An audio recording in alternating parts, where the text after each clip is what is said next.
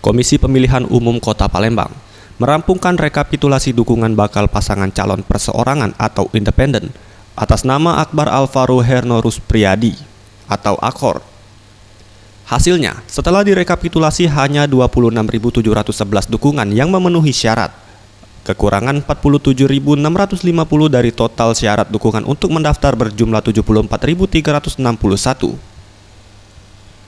Firamon Sakti, Komisioner KPUD Palembang menjelaskan, dari hasil verifikasi faktual yang telah dilakukan di seluruh kecamatan di Kota Palembang dari tanggal 29 hingga 31 Desember 2017, kedua paslon ini hanya memiliki 26.711 dukungan atau kurang 47.000 dukungan, sehingga dinyatakan belum lolos dalam tahap ini.